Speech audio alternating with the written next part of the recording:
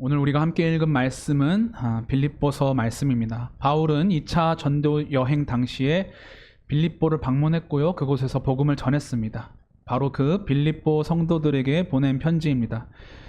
근데 우리가 알다시피 이 빌립보서는 옥중서신, 즉 감옥에서 쓴 편지로 분류되는 것으로 알고 있습니다. 바울은 지금 감옥에 갇혀서 편지를 쓰고 있습니다. 감옥에 갇힌 바울이 빌립보서를 통해 메시지를 전하고 있는데요. 우리는 참 여기서 놀라운 메시지를 발견하게 됩니다. 오늘 함께 읽진 않았지만 2장 5절에서 7절 말씀을 우리가 한 번만 보면 좋겠습니다. 2장 5절에서 7절 말씀을 함께 읽겠습니다. 너희 안에 이 마음을 품으라. 곧 그리스도 예수의 마음이니 그는 근본 하나님의 본체시나 하나님과 동등됨을 취할 것으로 여기지 아니하시고 오히려 자기를 비워 종의 형체를 가지사 사람들과 같이 되셨고. 바울은 감옥 안에 있으면서도 오히려 성도들에게 예수님의 마음을 품으라고 권면합니다. 이 세상에 사람의 몸을 입고 자기를 비운 그 예수님의 겸손함을 전하는 그 메시지가 감옥에서 쓰였다는 것입니다. 감옥에 있던 사람의 편지가 어떻게 그 예수님의 깊은 겸손, 자기 비움, 성육신의 신비를 전하는 메시지를 담을 수 있었을까요?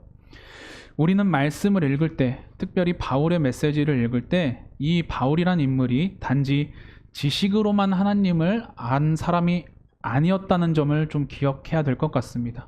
바울이 그저 히브리 성경으로 그냥 자기 지식으로 하나님을 많이 알았던 것이 아니라 그냥 잠깐 성령에 감동돼서 편지 쓸 때만 성령에 충만해서 메시지를 전하는 것이 아니라 정말로 예수님을 늘 따르고자 했고 성령으로 충만했고 예수님을 닮고자 해서 예수님을 늘 깊이 묵상했던 사람이라는 것을 말씀을 읽으면서 발견할 수 있어야 될 것 같습니다.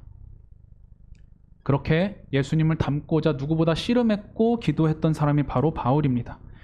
바울 자신이 그만큼 예수님을 경험했고 예수님이 얼마나 낮아지셨는지 묵상이 되었기 때문에 빌립보에 있는 성도들에게 이렇게 편지를 한 것입니다. 그러니까 자기 고백과 삶이 담긴 편지가 바로 바울의 서신이라는 것입니다. 오늘 우리가 복록한 대로 빌립보서를 읽을 때 크게 언급되는 단어가 있습니다. 바로 기뻐하라는 바울의 권면입니다.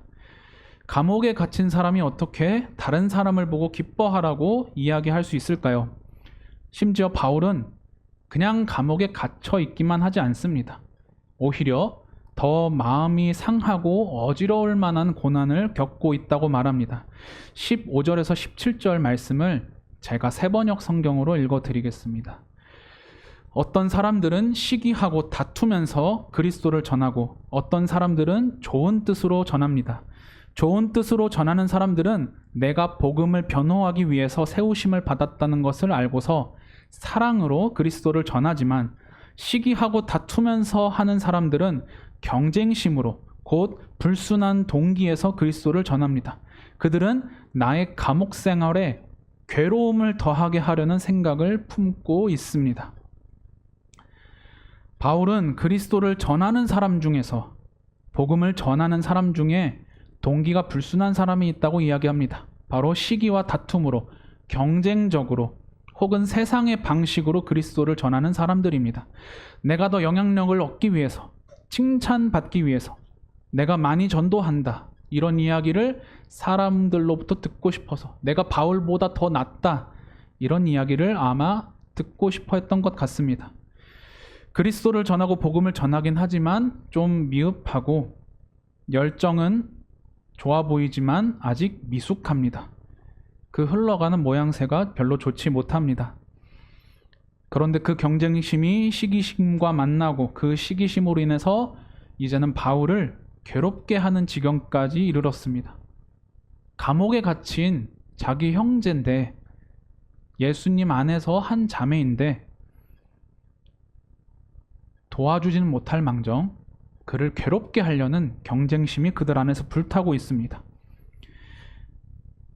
16절, 17절을 다시 한 번 더 읽어보겠습니다. 좋은 뜻으로 전하는 사람들은 내가 복음을 변화하기 위하여 세우심을 받았다는 것을 알고서 사랑으로 그리스도를 전하지만 시기하고 다투면서 하는 사람들은 경쟁심으로 곧 불순한 동기에서 그리스도를 전합니다. 그들은 나의 감옥 생활에 괴로움을 더하게 하려는 생각을 품고 있습니다. 16절 마지막을 보시면요, 그 반대되는 경우가 나옵니다. 바로 사랑으로 그리스도를 전하는 것입니다. 그들이 경쟁적으로 전하는 예수, 거칠애로 전하는 예수님은 사랑의 예수님입니다. 바울이 2장에서 전했듯이 자기를 비우고 낮추고 이 땅에 오신 분이 바로 예수님입니다.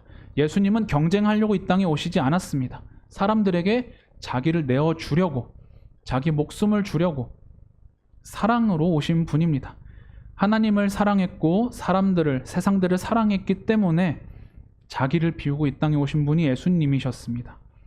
그러나 바울을 괴롭게 하는 사람들은 그런 그리스도를 전하면서 사랑으로 하지 못하고 있습니다. 사랑이 없으면 아무리 좋아도 아무것도 아니라고 하는 바울의 고린도서의 말씀이 여기에도 잘 어울리는 것 같습니다.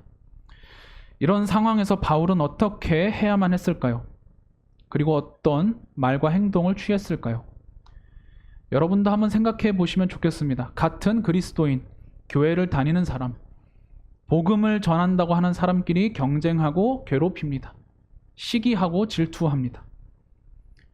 바울이 권위가 있으니까 편지를 해서 자기 억울함을 호소하고 벌을 주고 마땅히 심판해야 되려고 하지 않았을까요? 그런데 18절 말씀을 보면 그렇게 하지 않습니다. 그러면 무엇이냐? 거칠애로 하나, 참으로 하나, 무슨 방도로 하든지 전파되는 것은 그리스도니 이로써 나는 기뻐하고 또한 기뻐하리라. 바울은 자신이 당하는 그 피해로 안갚음하거나 자기 감정대로 그대로 대응하지 않습니다. 바울이 선교 여행을 떠나다가 바나바랑 틀어져서 다퉈서 방향이 달라졌던 것을 우리는 알고 있습니다. 바울도 성격이 있는 사람입니다. 그러나 그대로 여기서는 하지 않습니다. 오히려 멈춰서 감옥에 있지만 깊이 관찰하고 분별합니다. 지금 자신을 괴롭게 하는 사람들은 이단도 아니고 거짓 선지자도 아닙니다. 나쁜 사람들은 아닙니다. 완전히 악한 사람들이 아닙니다.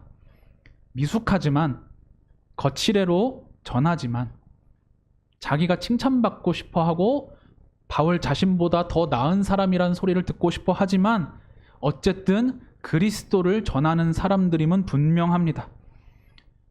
바울은 마치 그래서 미친 사람인 것처럼 얘기합니다. 감옥에 갇혔고 형제가 나를 핍박하지만 그리스도만 전파되면 나는 기뻐하고 또한 기뻐한다. 2번 말했다는 것은 절대적인 긍정입니다. 정말로 마음에 기쁨이 있다는 것입니다. 당연히 순수한 마음, 그리고 위에서 봤던 사랑의 마음으로 그리스도를 전하는 것이 당연히 좋고 그게 모범이 되겠습니다. 그러나 바울은 거칠애로 한다 할지라도 그리스도가 전파되기 때문에 내가 참겠다고 합니다. 나를 괴롭히는 사람들이기 때문에 나만 참으면 끝나는 일이다. 어쨌든 그리스도가 전해지고 있다.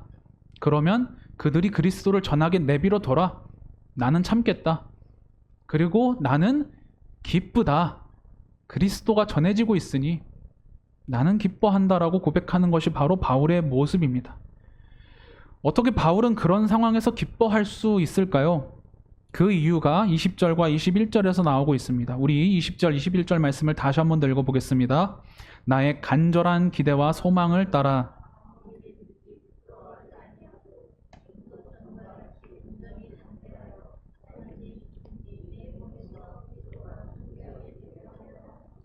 이는 내게 사는 것이 그리스도니 죽는 것도 유익함이라.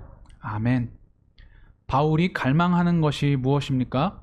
정말로 간절히 바울이 원하고 있는 것이 지금 무엇입니까?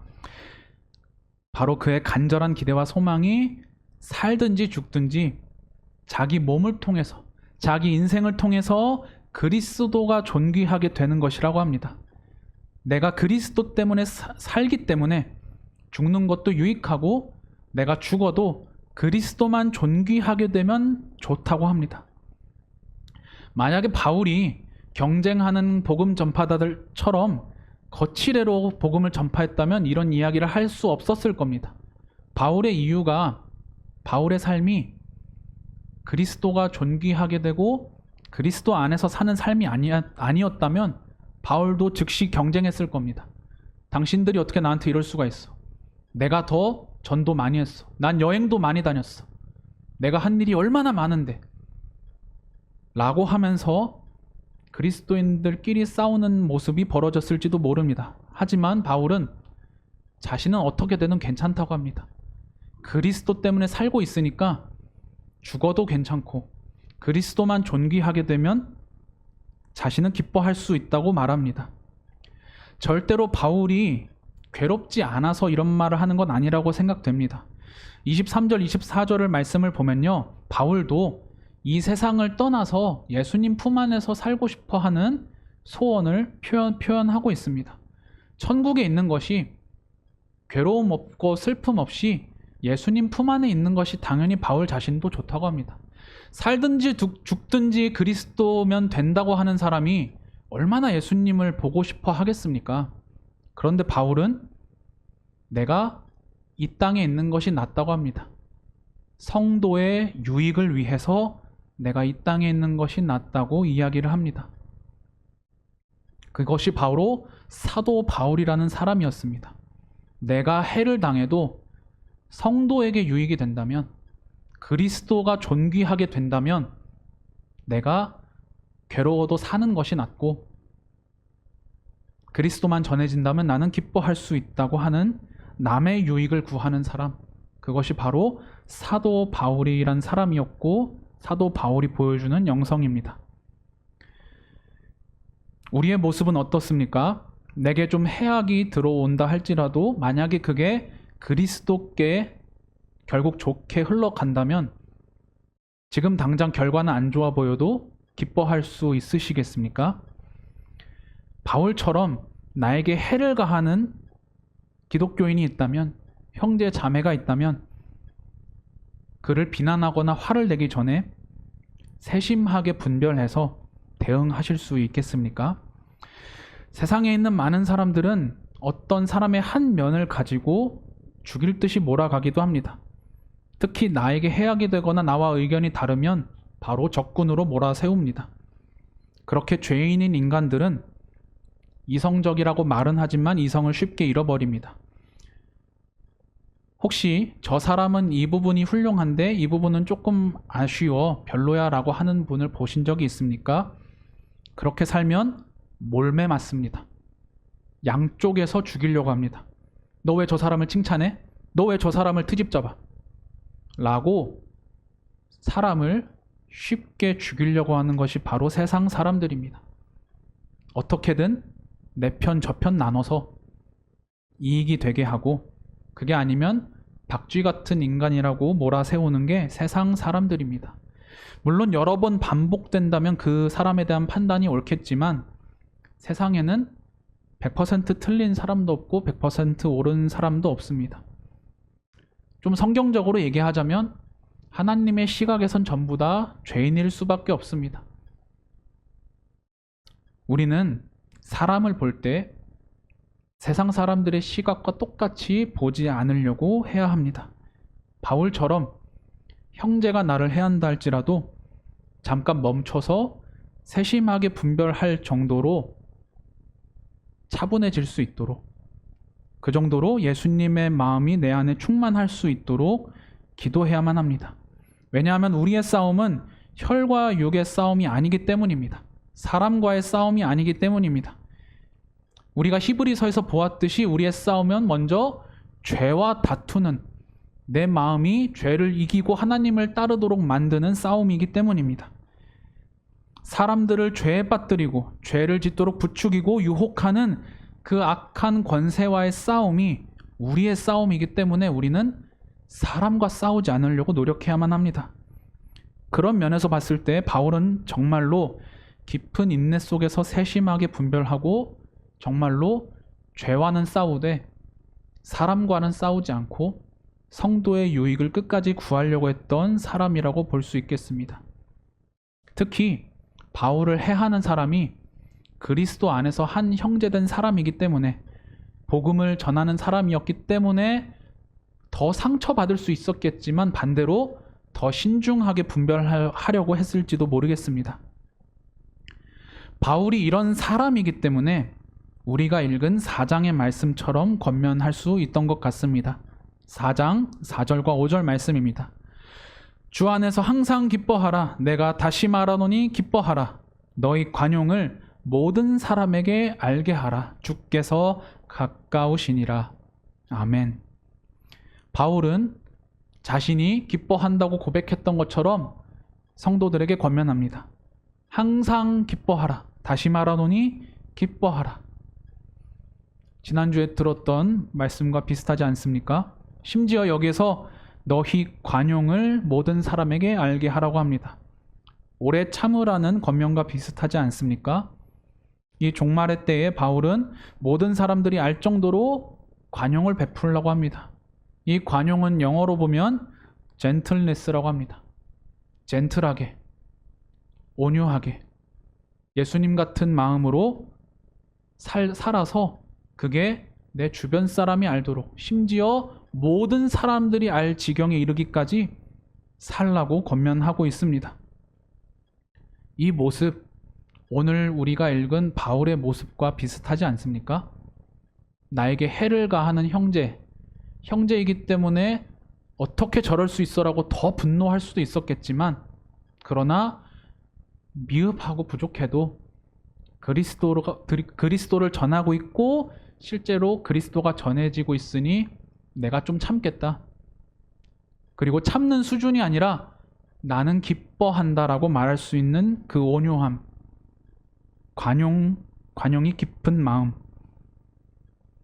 바울은 말로만 설교하고 복음을 전하는 사람이 아니라 정말로 예수님의 마음을 따르려고 했고 그 마음으로 다른 형제 자매를 대했던 사람이라는 것을 우리가 조금이나마 엿볼 수 있는 것 같습니다.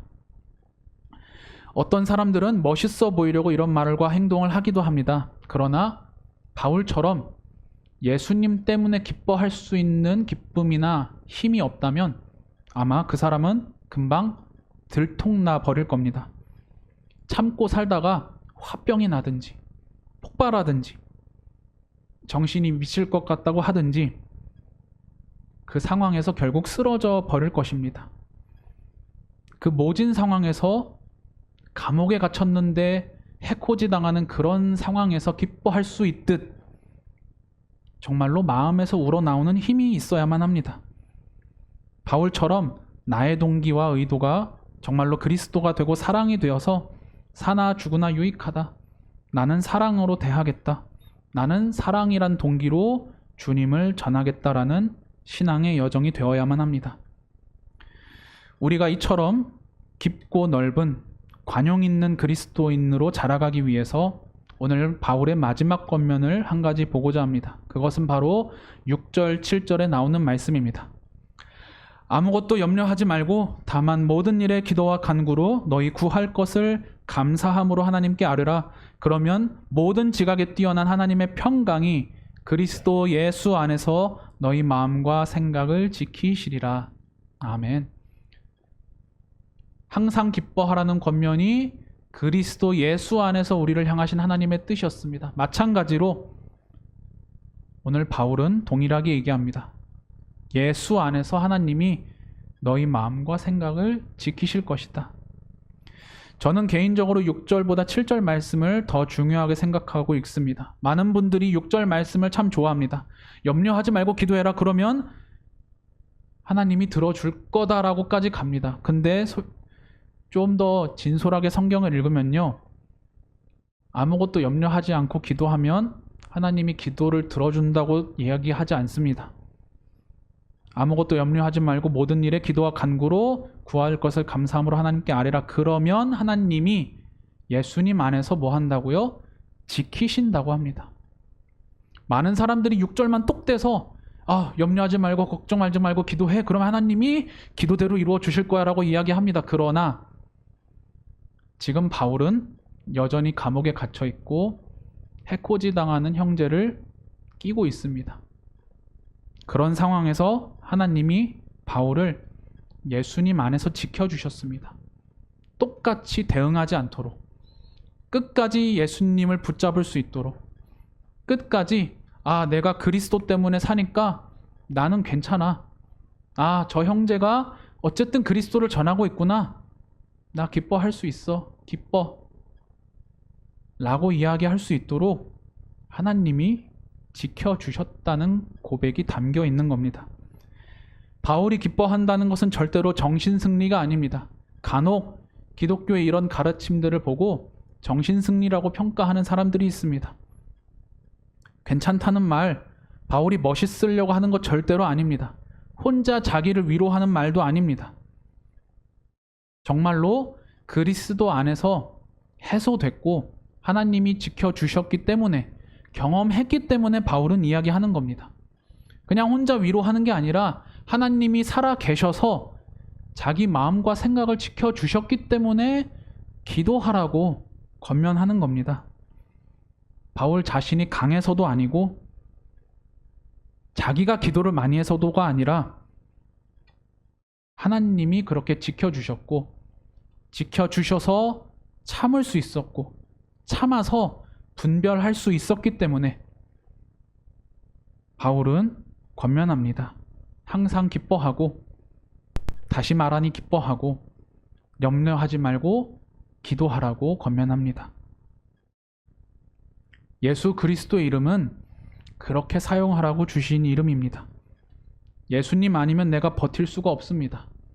예수님, 지금 나를 도와주지 않으면 내가 이겨낼 수 없습니다. 언제까지 내버려 두시겠습니까?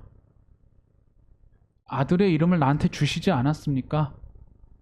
좀 도와주시고 지금 제발 좀 일해 주세요. 라고 쓰라고 주신 이름이 바로 우리 주 예수 그리스도의 이름입니다. 그렇기 때문에 여러분, 마지막으로 우리의 기도를 이 권면 안에서 두 가지만 살펴보고자 합니다.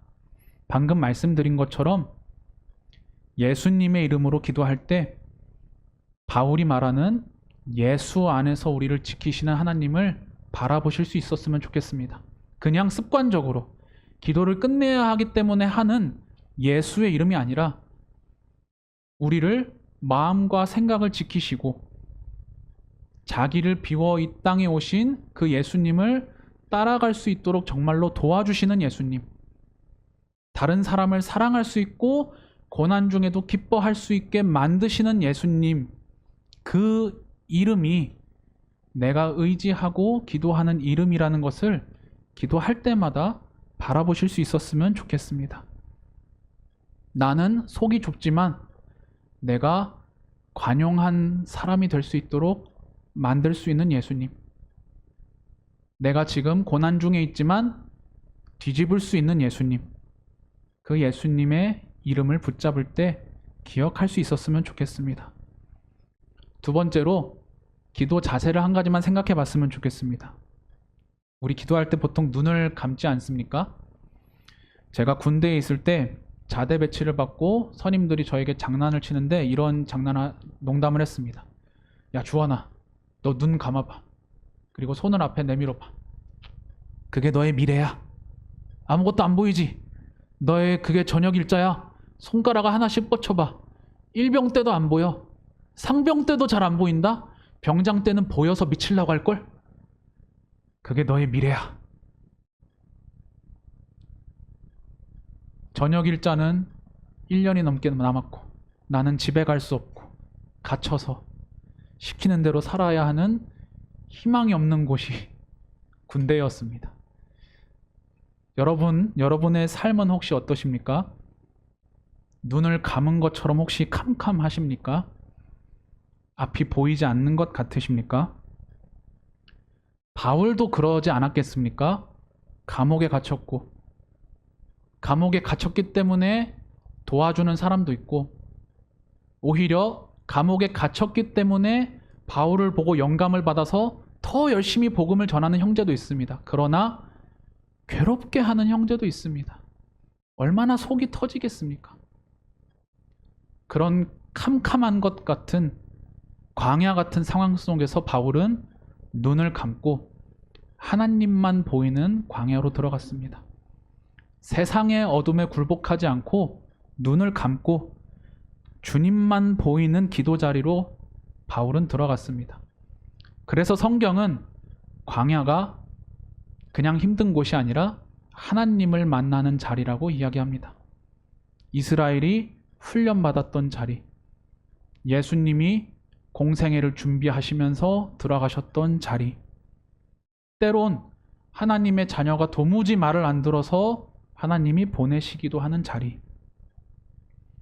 그래서 하나님만 의지하지 않고는 살 수 없는 자리, 하나님만 보게 되는 자리, 그곳이 바로 어둠이고 광야입니다.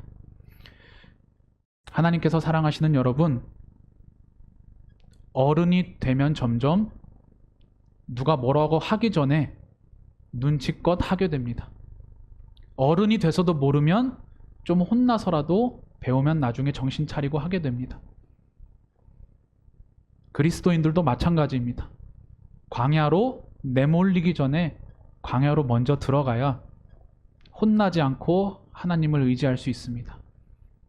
정말로 광야로 먼저 들어가야 하나님을 온전히 의지하고 그리스도인답지 못한 행동 덜 보이고 덜 넘어지고 얼른 일어나서 나아갈 수 있습니다. 오늘 바울이 그랬습니다. 인간적으로 대응하기 전에 관용을 베풀고 심지어 예수님 때문에 기뻐하고 내가 예수님 때문에 살아있는 사람이지 라는 것을 발견할 수 있었던 것, 바울이 4장에서 권면하듯 기도 때문입니다. 기도하면서 예수님 안에 있었기 때문입니다. 오늘 우리가 가지는 기도 시간, 기도의 자리가 그런 자리가 되기를 바랍니다. 그리고 우리 성도님들, 그리고 저의 평소의 기도 자리도 그렇게 주님만 의지하고 주님과 깊어지는 기도의 자리가 되기를 바랍니다. 바울이 권면하고 믿음을 가지고 이야기하듯 예수 안에서 지극히 뛰어난 전지한 모든 것을 아는 하나님의 평강이 우리의 마음과 생각을 지켜주시리라 믿습니다. 그런 주님을 경험하시기를 간절히 축원합니다.